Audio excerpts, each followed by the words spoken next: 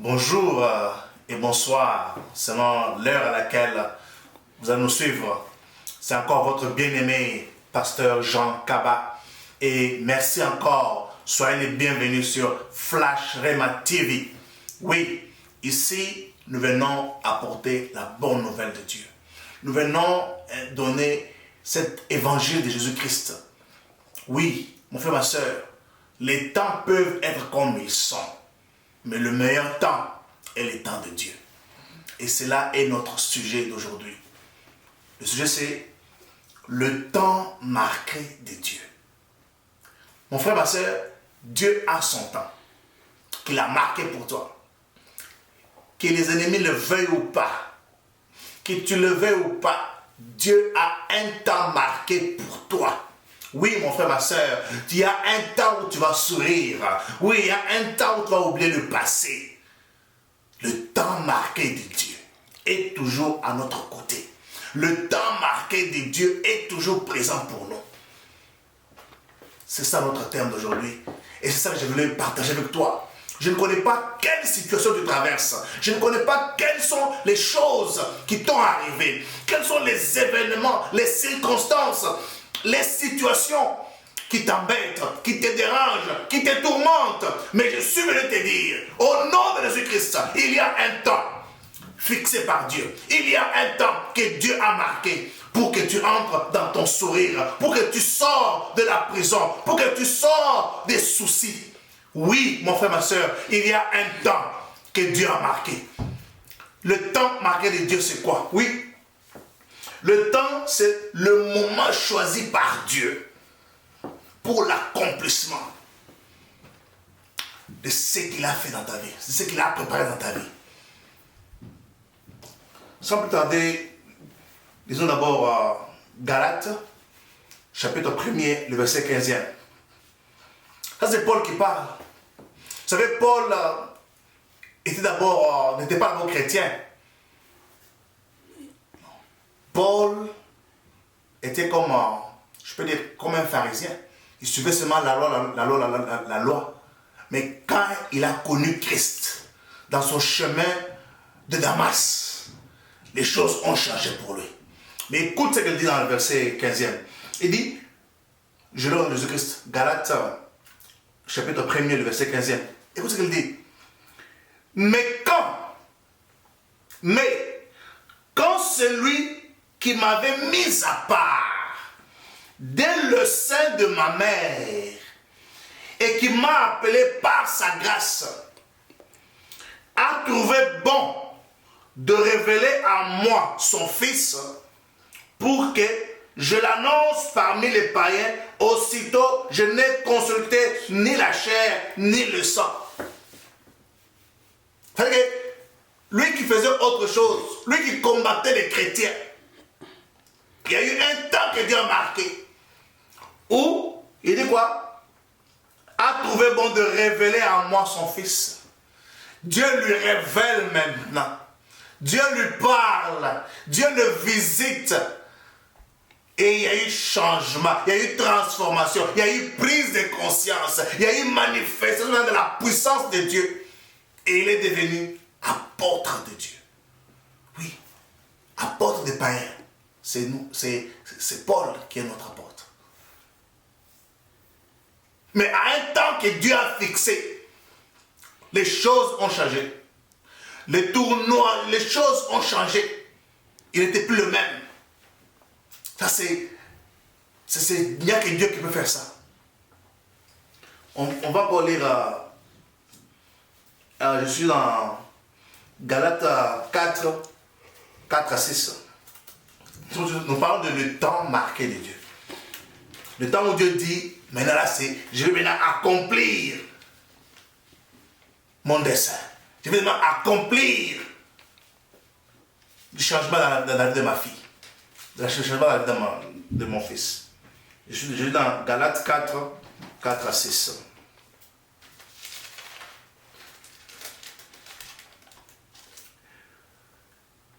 Mais lorsque les temps furent accomplis, vous savez, mais lorsque les temps furent accomplis, Dieu a envoyé son Fils, né d'une femme, né sous la loi, afin de racheter ceux qui étaient sous la loi. Toi et moi, on était sous la loi. Mais à un temps marqué de Dieu, la parole a pris chair. Et la parole est venue pour nous racheter. Racheter quoi? De la loi de nos familles.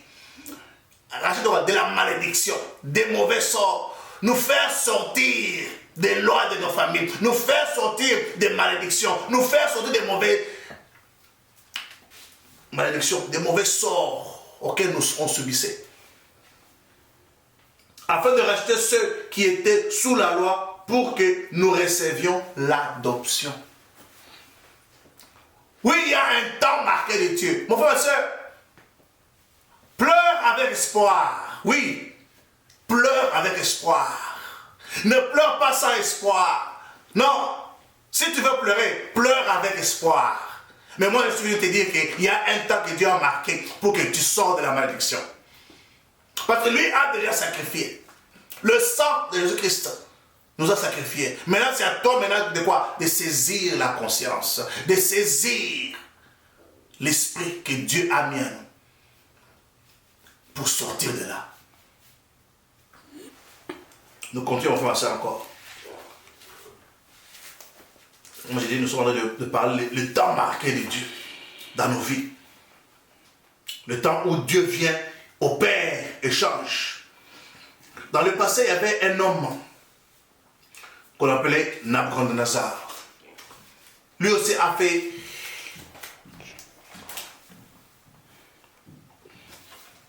voulu se jouer de notre Dieu. Mais Dieu lui a montré qu'il lui met des tas de circonstances. Je ne sais pas quel est ce Nabuchodonosor qui dérange ta vie. Mais écoute, je suis dans Daniel, chapitre 4, le verset 31. Et je lis au nom de Jésus-Christ. Daniel, chapitre 4, 31. Après le temps marqué, moi, Nebuchadnezzar, je levai les yeux vers le ciel. Et la raison revint à Nabuchodonosor. Je bénis le Très-Haut. Il bénit Dieu maintenant. Je lui ai glorifié celui qui vit éternellement. Celui dont la domination est une domination éternelle et dont le règne subsiste de génération en génération. Amen. Il y a un temps que Dieu marque, non, cette souffrance s'arrête. Il y a un temps que Dieu marque, il dit, cette malédiction s'arrête, cette maladie s'arrête, ce célibat s'arrête. Oui, il y a un temps de Dieu. C'est pourquoi, mon frère, ma soeur, je te parle avec sourire, je te parle avec joie, parce que je sais que Dieu a un temps marqué pour toi. Oui, Dieu aussi a un temps marqué pour moi. Oui. Mes yeux ont vu la gloire de Dieu. Mes yeux ont vu la puissance de Dieu. Mes yeux ont vu. Oui, ont vu la grandeur de Dieu. Dans différents événements. Il y a un temps que Dieu a marqué pour te faire sortir de la souffrance, pour te faire sortir des soucis. Oui, il y a un temps marqué où ce ciel, cette terre va passer. Il y a un temps que Dieu a marqué. Et quand Dieu marque ce temps-là, personne ne peut le changer. Quand Dieu marque le temps de ta vie, personne ne pourra changer, mon frère, ma soeur. Ça, c'est une garantie que je te donne. Oui, de la part de la parole de Dieu. Tu pleures, mais avec espoir. Notre espoir ne peut pas être en vain, non. Notre espoir est garanti dans la parole du Seigneur. Parce que moi, je parle du temps que Dieu a choisi pour toi. Oui. Le temps pour ta délivrance. Le temps pour ta bénédiction. Le temps pour sortir des prisons. Le temps pour entrer dans ta destinée. Oui. Il y aura des événements déclencheurs. Mais tu dois aussi savoir une chose, avoir l'esprit de discernement de Dieu et avoir aussi la sagesse de Dieu. Pour comprendre que non, ce que je dois vivre ici, ce sont des événements déclencheurs pour que j'entre dans ma destinée.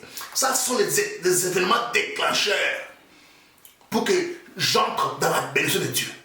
Oui, mon frère, ma soeur, on viendra parler comment un chrétien pourra détecter ou pourra savoir les événements déclencheurs. On en parlera plus tard. Mais pour aujourd'hui, nous parlons d'abord, non, il y a un temps que Dieu a marqué pour toi, pour que tu entres dans ta bénédiction. Et nous allons passer un peu, quelques versets. Je vais lire dans 1 Samuel 2, 21. 1 Samuel 2, 21. Je lis au nom de Jésus-Christ. Et l'Éternel intervint en faveur d'Anne. L'Éternel intervient en faveur d'Anne. Dans le temps marqué, c'est quand Dieu maintenant intervient. Et quand il intervient, personne, ni sur cette terre, ni sous la terre, ni dans le ciel, ni sur le ciel, ni dans les airs, personne ne peut s'opposer. La Bible dit quoi? Et l'Éternel intervient. Que l'Éternel intervienne dans ta vie. Que l'Éternel intervienne dans ton mariage. Que l'Éternel intervienne dans ton travail, dans tes affaires, dans la vie de tes enfants. Que l'Éternel intervienne pour toi. Et l'Éternel intervient en faveur d'Anne. Et elle vint enceinte et accoucha de 3 fils et de 2 filles. Et le jeune Samuel grandissait auprès de l'Éternel. Ça, c'est la parole de Dieu. Le temps marqué de Dieu, c'est le temps où Dieu intervient pour ta vie. Et nous allons encore juste passer notre petite histoire. Il y a aussi l'histoire de Pierre. Pierre qui était en prison. Tout le monde connaît cette histoire-là. Et il a été libéré. Nous sommes dans Actes 12, 5.